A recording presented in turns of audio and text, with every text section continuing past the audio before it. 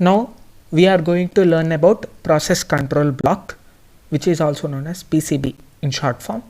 So in process control block we store attributes of a process. So what are attributes? Attributes are nothing but characteristics. So we'll get to know all the information about process through these attributes. These are stored in process control block. Now we'll see what are attributes and detailed explanation about them. First, process ID.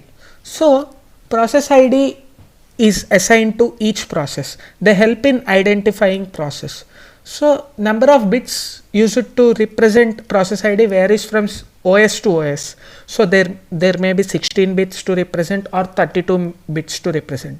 It differs from operating system to operating system.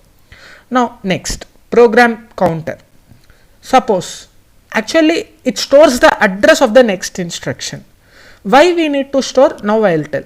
Suppose you are executing some process, you are in middle of the execution of process. Suppose say some higher priority process comes. So you go to that process. Now you stop this process. So after the execution of that particular higher priority process, now you again need to return and continue from the point where you stopped. So how you will know the point where you stopped? The program counter helps us in that. So it will store the next instruction address.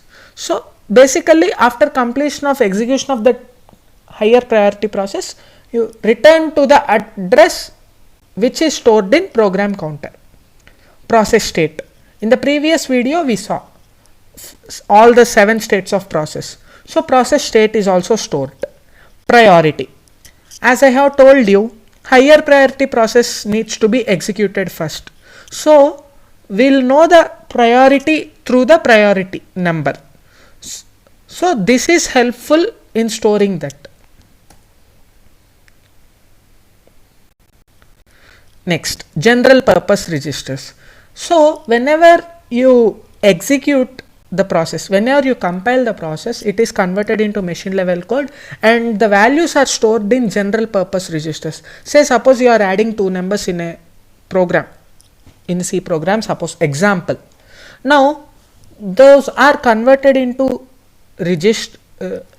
into machine level language and registers are used for manipulating the code.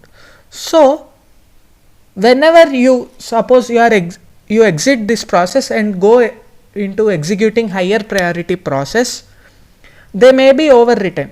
So whenever you return, the values might not be the same.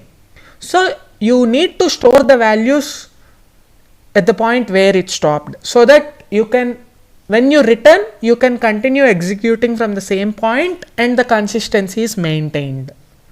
Next, list of open files. So some processes may need to open files to read or write.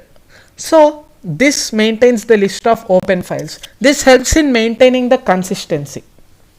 Next, list of open devices. Devices means printers, scanners. We may use, right, for printing or scanning.